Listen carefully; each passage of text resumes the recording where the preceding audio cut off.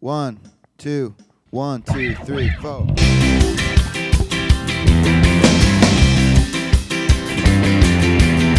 Hey everybody, it's Sam Jacobs. Welcome to the Sales Hacker Podcast. I'm founder of Revenue Collective.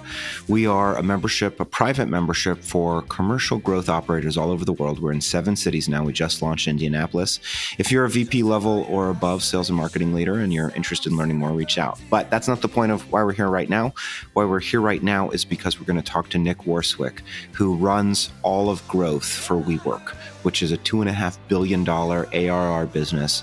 Nick is a good friend and a mentor and has had an incredible career where essentially each of the companies that he's worked at over the last 20 years has had some kind of event. He was at Linksys that went IPO.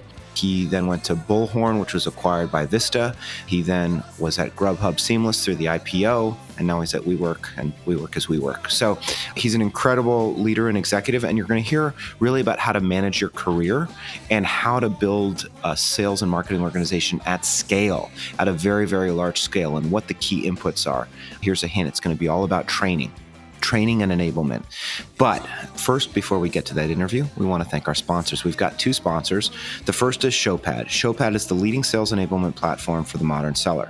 Showpad's all-in-one platform empowers sales and marketing teams to engage buyers through industry-leading training and coaching software and innovative content and engagement solutions. Using the most comprehensive data on successful sales interaction, Showpad fuels AI to discover, replicate, and automate what works for top performers. So learn more at showpad.com/saleshacker. Of course, our second sponsor, corporate overlords, this incredible company that is Outreach, the sales engagement platform. Outreach supports sales reps by enabling them to humanize communications at scale, from automating the soul-sucking manual work that eats up selling time to providing action-oriented tips on what communications are working best. Outreach has your back. Outreach just released a great new book called Sales Engagement. So if you want to learn more about this amazing new category, please do so. But if you're here to listen to Nick Worswick, which I hope you are, that's going to happen presently. Hey everybody, it's Sam Jacobs. Welcome back to the Sales Hacker Podcast. Today, we're very, very excited to have both a very important person and a good friend. And so let me tell you about him. Nick Worswick is currently the global head of sales and marketing at a company we've all heard of, WeWork. Now, Nick has been in high growth land for over 20 years. He spent 8.5 years at Intralinks and helped them IPO in 2010. He then went on to run global sales and service for Bullhorn, which was acquired by Vista Equity Partners in 2012.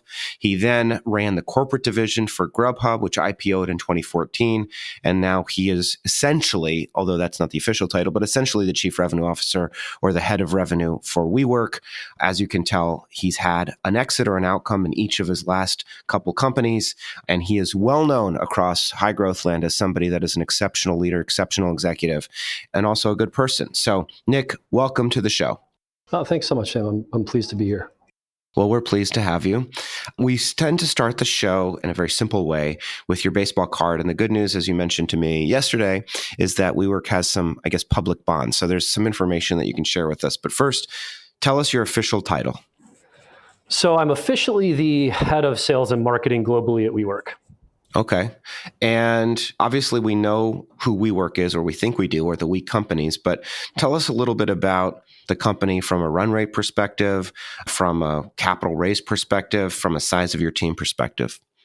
So in no particular order, we actually just reported to our public investors last night. So we exited last year on a $2.5 billion run rate, which was 100% growth year over year from 2017. Actually, interesting tidbit, the company for its first 9 years of existence has grown 100% year over year, every year, almost exactly 100% year over year. So we're going to obviously try to do that again this year. A little bit harder on a bigger base. Some might say. Yes, as the base gets larger, the task gets harder, obviously. My team is about 1,300 people globally. That's inclusive of sales, both pre and post sales, marketing and operations. So basically anything go-to-market focused is in my world, in my team's world.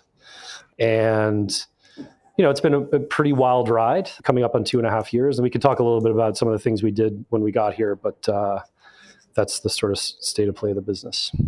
Wow. Okay. And you've been building companies for how long? I actually, interestingly, got my career started in finance. So I went to KPMG right after I graduated from Cornell.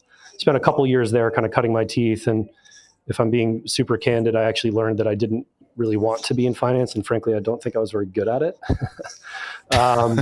So I got an introduction to the guy who at the time ran the Priceline family of companies, joined that business or series of businesses, spent about a year and a half there. And that's sort of how I got my introduction during Internet 1.0 into the startup space. So that was about 1997. And what were you doing for Priceline at the time? You're running your last, the career that I know you is as a sales leader, as a commercial operator, but did you go into the go-to-market function at Priceline, or were you doing analyst work or something?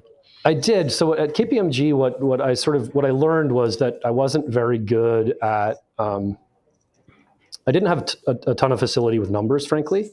Like I wasn't a really good analyst. What I was good at is sort of going on client pitches and getting interested in what our clients' businesses look like. So at Priceline, I joined this really interesting group of people that was focused on new market development. So like I said, I spent about 2 years there. And really our job at the company was to seed the ground in new verticals. So Priceline at the time was very well known for its airline ticket business, and we were actually trying to extend that platform into other verticals. So I was part of a very small group of people. There were about 6 or 7 of us that went around the country looking at new opportunities for the business. Oh, interesting. So almost on corporate development. It was corporate development. It was more like biz dev, but I would really call it sort of classic new market development. And what I got really good at is figuring out through 5 to 10 conversations with a prospective customer, okay, here are the things that are going to work in this customer's environment that we're trying to sell. Here are the messages that are resonating. Here are the messages that aren't quite resonating. What works, what doesn't work, take that back, rapidly iterate, reset the talk track, go back and meet with another 5 to 10 customers. So I got sort of good at figuring out how to create something that the market would embrace after quick iteration with early adopters. That's how I would describe that role. And so from there, is it from there that you went to Intralinks? Yes, that's right. And that was also sort of a new market development role. So I joined that company in 2000, and our team, the company at the time, had created a vertical specific platform, and they were interested in sort of taking that document sharing capability outside of that particular vertical that they'd gotten very good at servicing. So our job was to figure out 2 or 3 other markets that we could take this horizontally extensible piece of technology and apply it to a couple of other different vertical markets. And so I spent the first about year investigating 2 markets, 2 spaces, and we were lucky that we sort of had a lot of product market fit in those 2 spaces that we were investigating. And what were those 2 spaces? So the private equity space, we went sort of deep into private equity and venture firms selling our service, and then we also went deep into investment banks and all the people orbiting M&A transactions. That was the other group of folks that we went after. And that was actually the sort of future trajectory of the growth of the business. There's a few folks. Intralinks is a fascinating company. So you spent over almost 8.5 years there, over 8.5 years. Tell us, for those that don't know what the company does, give us a quick overview, and then give us, that I think from a SaaS perspective, or at least from this feels like the first major role that you had where you kind of moved up the ranks pretty rapidly and assumed executive leadership positions. So tell us about the 8.5 years that you were there and all of the different ups and downs of that business. Yeah, that's right. So again, as a new market development person for the first year, what happened was that company, the way to think about Intralinks is it was a document sharing platform for highly sensitive documents that circulate in and around very detailed financial transactions, right? So whether it's a syndicated loan, an M&A transaction, a group of investors looking at documents in and around a private equity investment or a venture investment. Again, you have to sort of cast your mind back to 2000. Back then, SaaS didn't exist, right? This is before Mark Benioff coined the term. Back then, we called ourselves an ASP and an application service provider.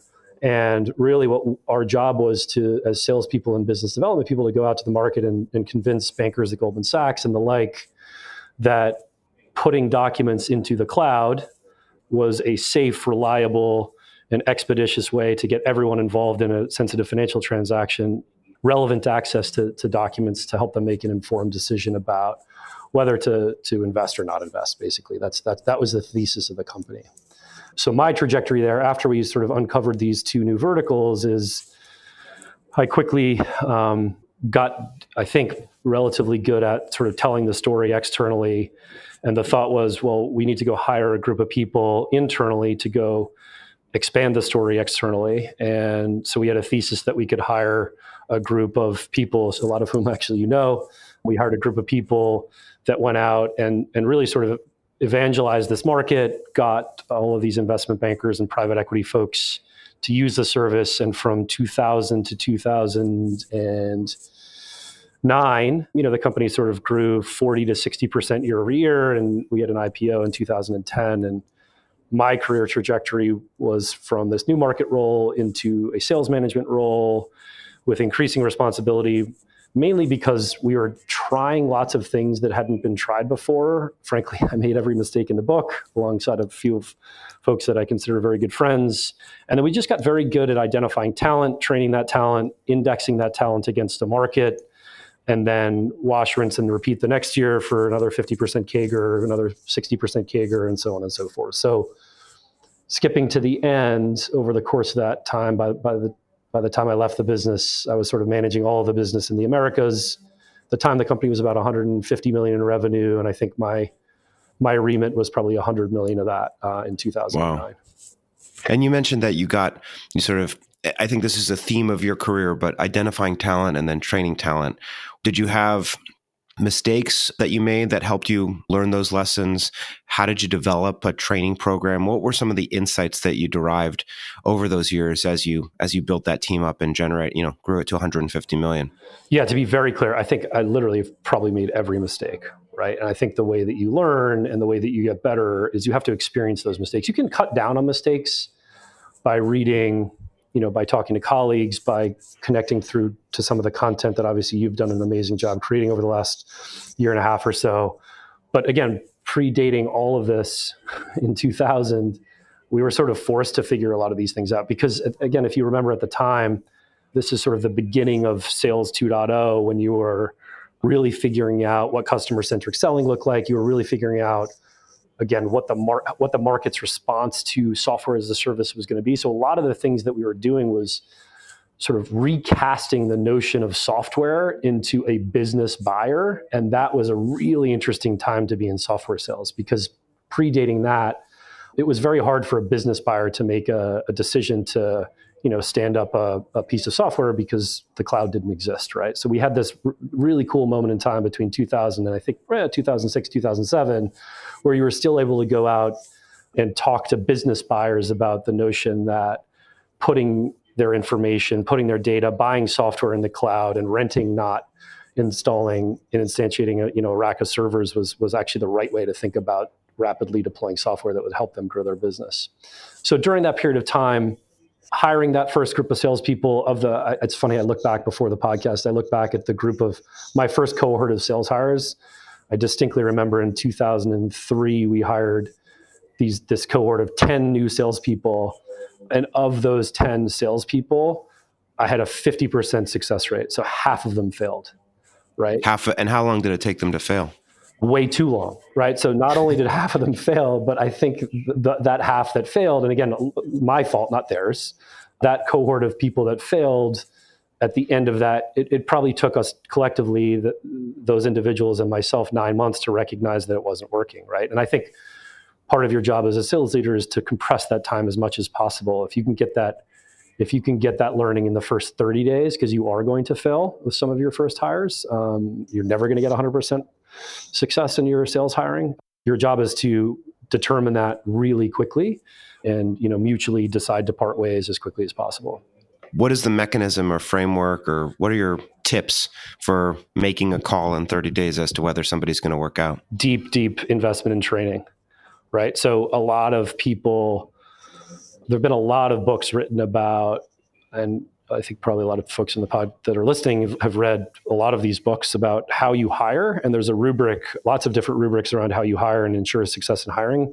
But you should spend as much of your time focused on that training recipe to ensure that those people that you've spent all of that company treasure hiring are as successful as possible, and root out the ones that for whatever reason you made a mistake in hiring. So that first 30 days, those first 30 days in my mind are actually pretty prescriptive. Like, we have our first 2 weeks, if you arrive at WeWork as a salesperson, you open your laptop, you get your MacBook, and you see 2 weeks where pretty much every minute of your day is spoken for.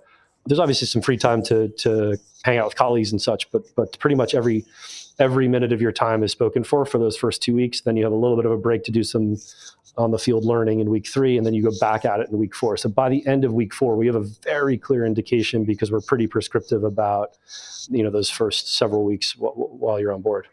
And so you have a clear indication because you have a testing framework, right. or they're taking tests, or That's right. And whether they.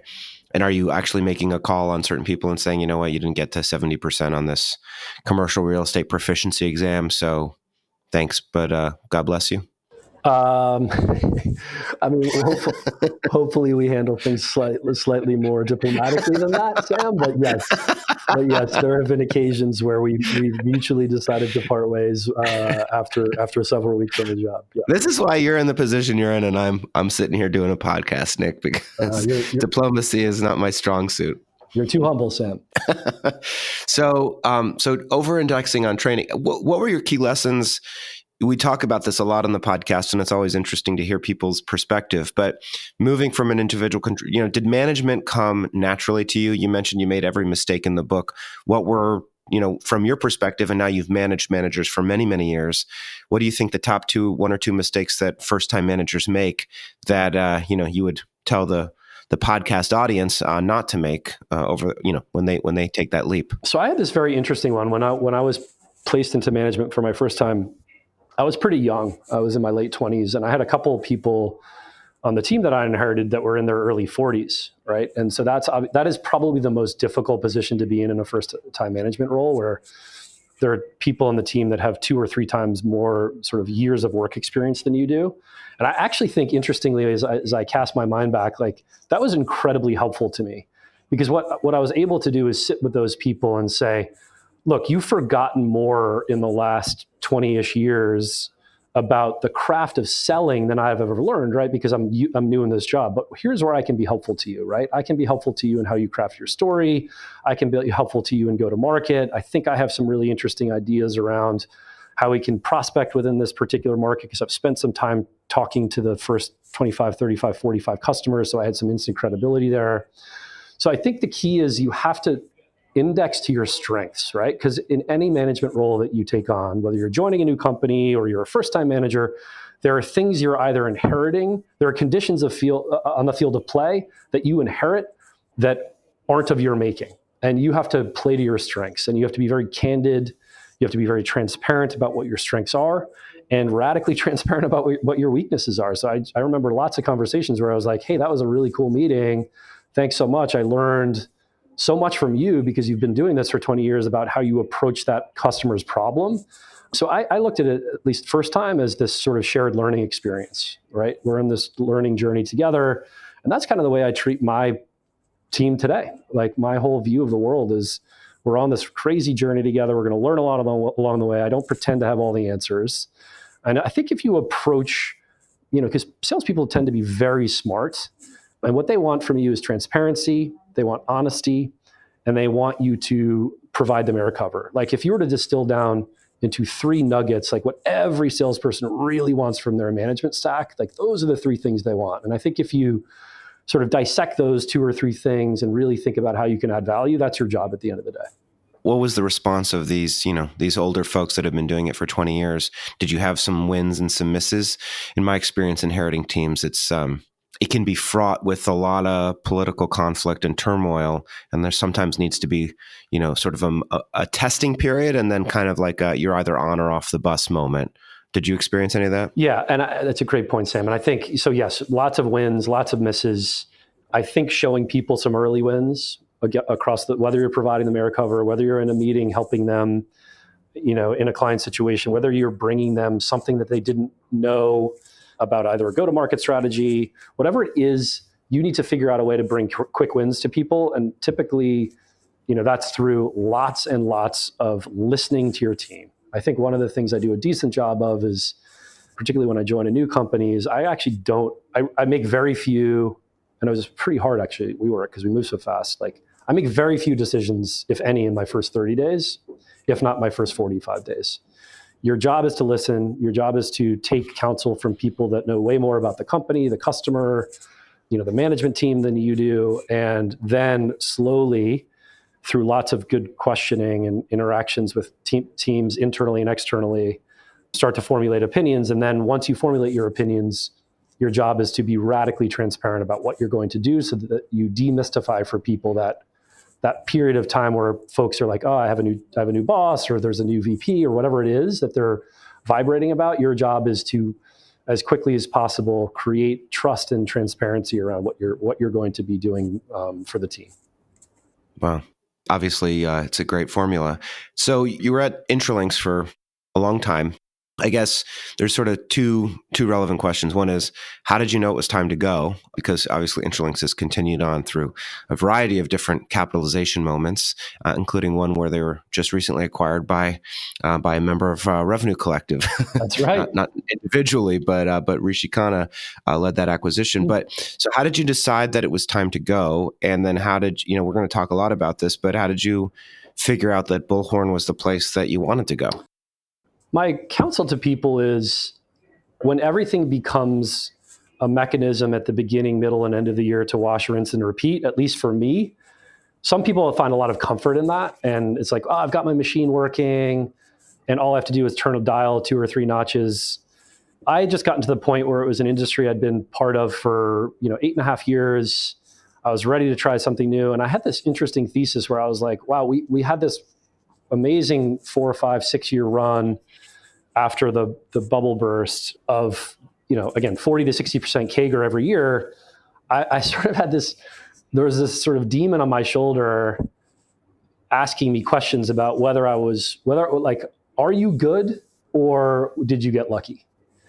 And I had this interesting moment where I got a call from this great recruiter, and he started talking to me about Bullhorn, and I met the CEO, Art Pappas, who's, by the way, anyone who has a chance to work with Art is a phenomenal CEO. And we sort of just had this very like-minded view of the world. And it just looked a lot like Intralinks to me 5 years prior, right? Sort of 17 million in revenue, figuring out how to take that next step to get to 50 million or 30 million first, and then 50 million.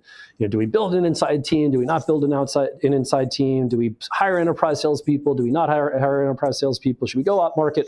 All of those questions that I'd spent years sort of puzzling through at Intralinks, I just had a lot of pattern recognition. And then I was like, okay, cool. So I met a CEO that I think I could be in the foxhole with for a couple of years. And I really interested in the team that I met. And there are all these problems that I've solved in a prior life. Can I do it again? So that was sort of the genesis of the decision that I made. Was it a search in the sense that you were evaluating Bullhorn amongst a portfolio of opportunities? Had you been having conversations periodically?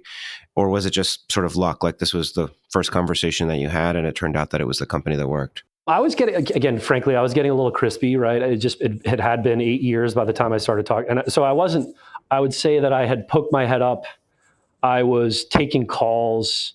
I had met with a few companies, but this was the first one that really piqued my interest. Got it.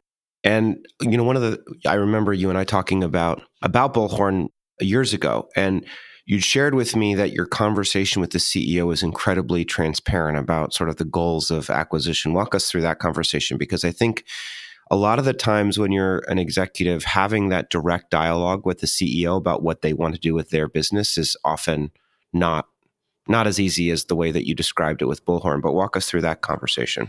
Yeah. So again, without betraying any years old confidences that between me and Art, what I'll say is that Art was someone who, when I met him, had been at it almost 10 years.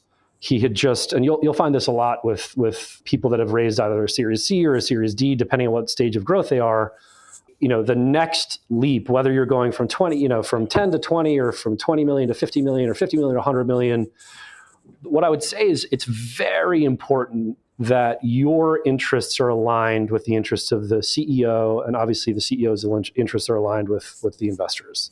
And what I found was that from a go-to-market perspective, Art and I were in lockstep, right? So we did 3 or 4 things, I think, really well at that company. It was a company that was focused on the SMB, and we decided to really invest in an enterprise sales team because we had done that at Intralinks, and I thought that there was a market for this product up market. So we invested in that one. 2, we invested in international expansion. The company was a US-based company, and there was no reason. It was a great SaaS platform, leader in its category. Like, why shouldn't we be selling this product internationally? So we built a beachhead in London, and now I think, actually, don't quote me on the number, but I think half of their business or more is coming from companies outside of the US, right? Their customer base.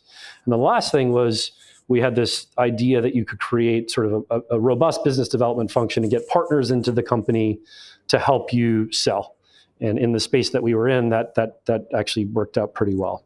So on the go-to-market side of things, he and I had chewed the fat during the interview process around, hey, what are our ideas to sort of spur some more growth in the business? And we came up with those 3 and some others. And then just on the sort of growth trajectory, he's like, look, I just take a very, a great infusion of capital from General Catalyst and some other folks, and Highland Capital and some other folks. Like, how do we ensure that we get those guys a great return? We certainly have to be growing 30, 40, 50% CAGR.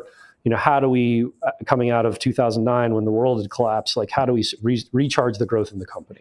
So I just found that on both sides of the fence, right, on the investor side of the table, we were all very much in lockstep. But then on the go-to-market side of the table, we were very much in lockstep. And when you agree with your CEO on those 2 things, it creates magic in my mind. What is the time horizon against these investments? Because, if you're going to want to move up market and hire enterprise salespeople, those are expensive people to hire. You want to start an office in London. What are the proof points that both of you use to confirm to yourselves that the investments were positive ROI, that it was working? You brought up the right word, proof points. So I think, again, what Art and I and the CFO at Bullhorn did really well is we said, okay, we're going to test. And Mark Roberge talks about this a lot as well, right? You're going to go and because the investor's goal is, 100% CAGR in perpetuity, or at least for the next 5 years until I get to take my money off the table, right? Like, they're go, go, go. And as long as you're showing any modicum of success, in a lot of cases, they'll actually, at least in this day and age, pour more capital into the business to allow that to happen. But what you have to do internally is make sure that those things are working, because it's very disruptive to the business. Those bets that you place that don't pay off, super disruptive, right? So I think, just taking the enterprise example at Bullhorn, we placed some early bets. We hired, I want to say, 7 enterprise salespeople in my first 6 months, maybe 8 months. And we said, okay, that's enough. I think I hired some really good people. We're going to test the thesis that we can move up market. We're going to build a really strong pipeline. As that pipeline starts to convert, we'll get back together. We'll sit with our team and make some decisions about whether we want to pour gas on that fire. So, and that process sort of unwound. I joined in March. I would say by the time we were putting our budget together for the following year, so by sort of October, November, December, we were confident enough, because we built enough pipeline and we closed some interesting deals. We were confident enough that we wanted to double down, or even, frankly, in that case, triple or quadruple down in that next fiscal year. So that's sort of the way that I think about it, is you test.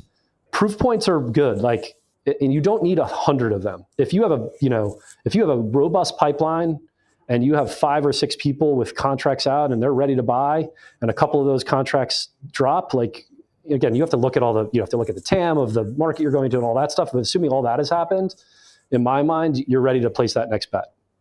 So you made those bets, and then 4 years later, I guess, as simple as that. But I mean, is it accurate that those 3 investments paid off big? The European sales, moving up market, I guess, and then the channel strategy, and then that led to an acquisition from Vista. Yes. And then what's happened since then? You've been part of an IPO, and now you're at WeWork. So walk us through the last couple of years.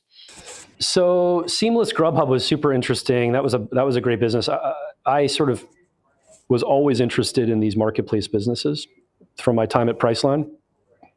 there's actually this crazy stat from a couple of years ago. This is 3 or 4 years dated, but if you looked at all of the consumer internet companies, this is 3 years ago now. If you looked at all the consumer internet companies, there were about 35 publicly traded consumer internet companies 4 years ago or so.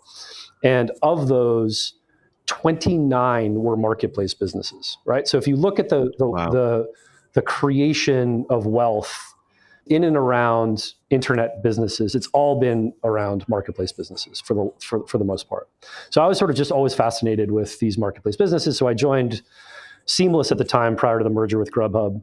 And again, I was fascinated with the marketplace, fascinated with how you grow these marketplace businesses. And so my job was really running, they actually have a really robust SaaS product, which at the time when I joined the business was 35-ish% of the revenue of the company. So I joined as the general manager of that business. So I had not had P&L responsibility prior. I was really interested in getting that.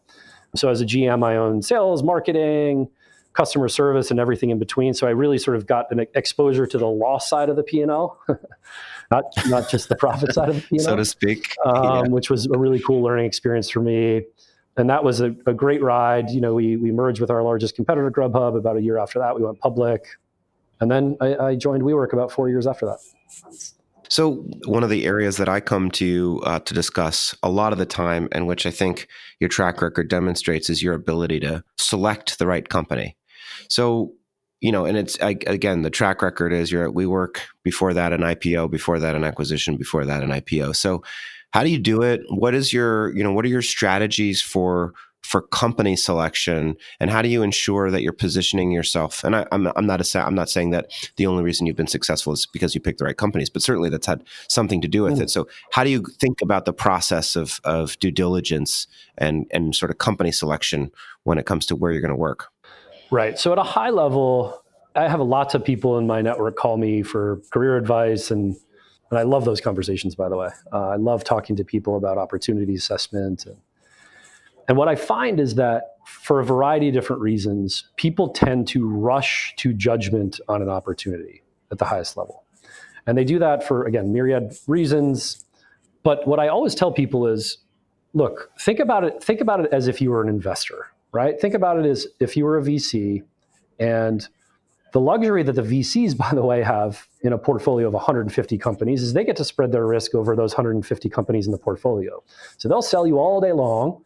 I know a lot of those guys, and they're great, and they're very smart, but their risk is spread across 150 companies. Your risk is indexed to a single entity, right? And you want to have a good run. You want to have an impact. You want to build a great team. You want to have staying power inside of these companies that you join. You don't want to find a new one every 6, 12, 24 months, right? So what I tell people is approach your job search as if it was an investment thesis and as if you were an investor. And you do a couple things when you do that, right? The first thing you have to do is you have to find a company that you think has real potential, right? What I often see with people is they join a company that is, it can be early stage, that's fine, but they join a company that if you really dig under the covers, it's hard to figure out how that company is going to have a big opportunity. They're either not playing in a big market, they're still figuring it out, whatever it is. And some people are like indexed to that, and that's fine. But if you want that sort of 6, 7, 8 year run, my advice is find something that at least has a real shot at success in a big market. Big markets cure a lot of problems, right? That's the first thing. The second thing is the team is incredibly important. You have to connect with the team. You have to connect with the CEO. You have to connect with the rest of the exec team. It's imperative. And all this sounds sort of like trite, but at the end of the day, I go really deep with people. I have dinner with them. I connect with people that work with them prior.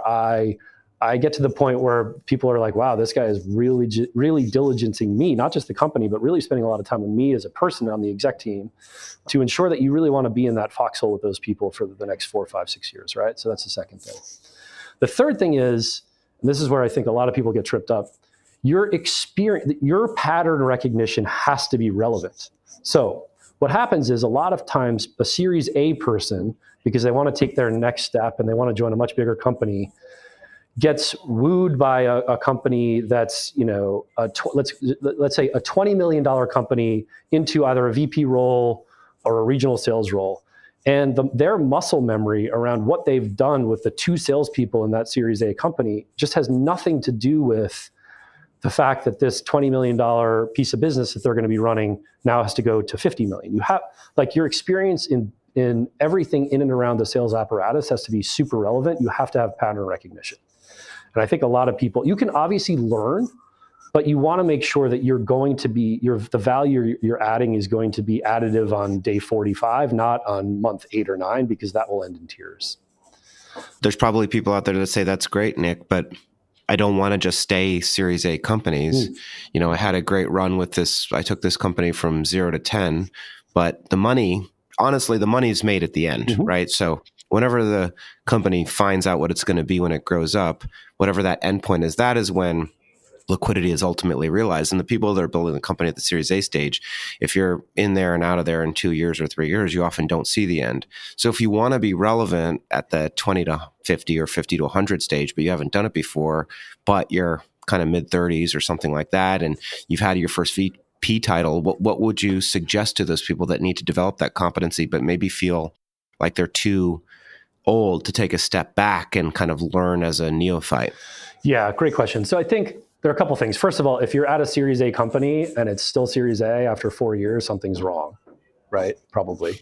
Unless you just don't have to raise more money, you're wildly profitable, and you're like on this growth trajectory so if you're at a Series A company for 4 years and you're not, like, the team's not growing, you're not learning, I would suggest to you, after, some defined period of time where that you don't see that you're reading the tea leaves and you don't see that that's going to happen, I would suggest you move on. That's the first thing. The second thing I would tell you is, assuming you're like a high growth person and you want to be in those high growth environments, right? The second thing I would tell you is, to directly answer your question, go get that experience, right? So again, one of these mistakes that I think, or I shouldn't say mistake, that's sort of judgmental. One of the things that I often see people do that doesn't always have a great outcome is people will go to a job to take the title. So they'll take that VP job when they don't have the chops to do it, because they had a great fit with a CEO or whatever happened, and they're just not ready for the job. So go get that experience. Go be a regional person at a company that is growing really quickly. You don't need the VP title. Go be a director of regional sales for an awesome company that will slot you into the Northeast role, where you're going to inherit a team of 5, grow to a team of 20. Then you've got your experience. Do that for 2 years. Do that for 2.5 years. Really get good at that. Build your muscle memory around that, and then go fight for the big job. I feel you. How willing are you, through the course of this due diligence, to fold? Very. And let's say, that I think that's walk us through sort of to the point of an investment perspective versus a different perspective. Is that something that you see is a lacking in people, which is they just get so excited, there's so much momentum that they feel they sort of have to accept? 2 things happen. You're absolutely right, Sam. The first is you get deal excitement, and then you also get deal fatigue, right? And what I mean by that is you tend to because until you're inside, every one of these companies is rife with problems, right? Every one of these companies has tons and tons of interesting challenges, solutions, problems, and your job is, it's fun to get in there and unpack those, but what you want to make sure is the fit is right. So your job is to be, again, relentless about that diligence to figure out whether you're putting yourself in a position for that next 4, 5, 6, 7 year run. And so don't get overly excited, and then don't get fatigued. Those are the 2 sides of the coin that I see all the time. Like, gosh, I've had 19 conversations. I'm fed up. Now I have to go meet with the other VC. She's in San Francisco. They want me to get on a plane and meet with her. I'm at the end of my rope. Stick with it. If you've gone that far on the deal fatigue side of things, there's something there. Keep pushing, right? You're almost there. But then, again, the flip side is, don't get overly excited. Do your diligence. Ask the tough questions. When you're sitting in front of that VC, when she's talking about how awesome this business is, talk to her about her investment thesis. Talk to her about what the competitive landscape looks like. Get her perspective on not just the CEO's perspective. Just go super deep. Ask about, the other thing I see all the time is people don't ask about the cap table, right? When we can talk a little bit about negotiating. I know you're doing a really good job for the community, presenting a lot of information to people about how they should be negotiating their compensation. It's an important part of things. Like, you need to understand where you are relative to the rest of the people on the cap table. And if there's a CFO who's like, or a CEO who's not willing to share that information with you, that should give you pause. You're about to be part of, hopefully the executive team at this company. So I don't know if I answered your question, but I think you did. In the past, you've mentioned a question that you ask VCs to help diligence. I think it's about TAM. Do you always ask the VC sort of, why isn't the TAM bigger? Is that how you phrase it? Yeah, TAM is wildly important, right? And I ask lots of questions when you meet with the investors. You should ask, there's a list of like 10 things you should ask them, but 2 of them are, how big is the TAM? And then they'll tell you, but they'll always give you the sort of CEO's pitch deck view of the TAM. The second question you always have to ask is, unpack that for me. Is that the existing TAM, or are you also including, the next product development cycle where you're going after, this next market segment that you haven't yet approached? Like, be very specific about current and future TAM, because sometimes those things get commingled in the conversation. And then the second thing I always ask, or the first thing I always ask, actually, literally in that order, just walk me through your investment thesis. Why did you get excited about both the company and the team? Because they'll tell you, again, VCs tend to revert back to why they got excited about the space and the company.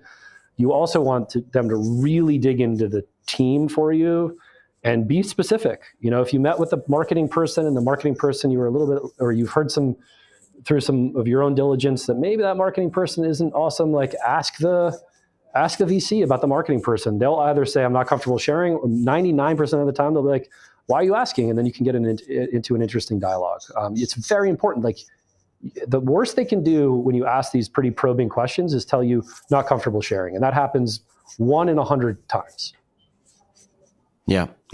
And I think that there's probably people out there that feel self-conscious about asking without, again, to the point that you get to make these bets once every couple of years. So you need to have the information before you make what is inevitably going to be a life-changing decision. You treat it like it's the most important sales conversation you're ever going to have. It's your life. You're going to spend 8, 10, 12, 14 hours a day in this place. I sort of think this notion that it's uncomfortable, then train yourself how to ask the questions. Role play it. Sit in front of the mirror. Sit with your wife or your husband. Sit with your significant other or your partner. Hey, I want to role play these questions with you because they're uncomfortable for me to ask. Get really good at asking them. Yep. Makes a lot of sense. Nick, we are almost at the end of our time together. And one of the things that we like to do at the end of the show is pay it forward and acknowledge either content, great books that you've read, great leaders that you've worked for, great ideas you want to share. When you think about either people or books that have really inspired you, that you think we would get some benefit from, give us some names, give us some options. 2 books. There's this book called 5 Dysfunctions of a Team, which I'm sure a few people have read. Of course. Love that. That is sort of this notion of healthy conflict and a first team is something that I've really embraced. Actually, Art Pappas, the CEO of Bullhorn, had us read that book. And I make every one of my leaders that report directly to me read it. And I think it's actually sort of proliferated its way through the rest of the org at this point. So that one's a huge one for me.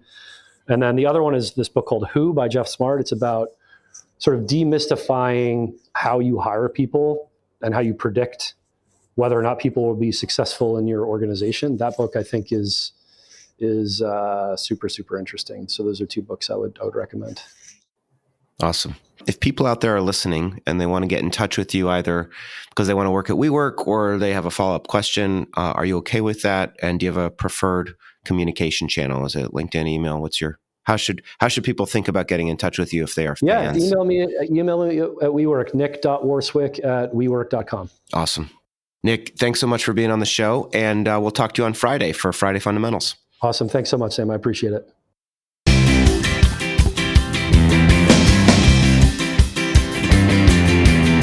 Hey everybody, it's Sam Jacobs. This is Sam's Corner. We were honored and excited to have Nick Worswick on the show. Nick is a good friend of mine. He's a very reliable executive, more than a reliable executive. He's an incredible executive. His track record is unparalleled. And he's also a mentor and has given me a lot of advice over the years.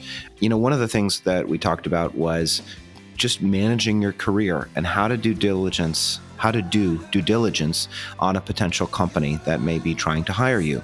And I think, one of the key themes that emerges from conversations with Nick over the many, many years that I've known him is just you have to be patient.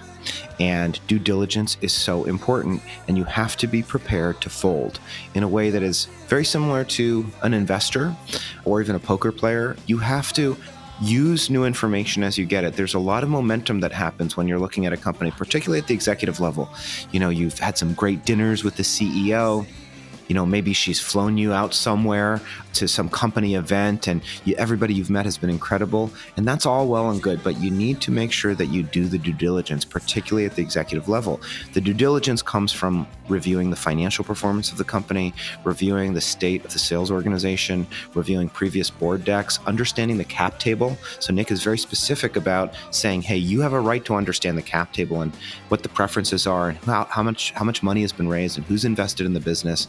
He then says do due diligence not just on current employees, but former employees, on colleagues and professional relationships that are associated with the executive team. Really understand the executive team. Ask the VCs and the investors in the business, what was their investment thesis and why, and how did they justify the TAM, the total addressable market? So the theme of Nick's comments are about due diligence. And, it takes him I remember when he was leaving Bullhorn, it took a long time before he decided to go work at Grubhub Seamless.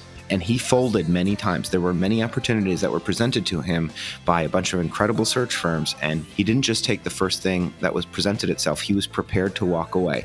Not everybody's always in that position. That is a unique position. But I just want to underscore, great companies are sometimes hard to find, and you need to have patience.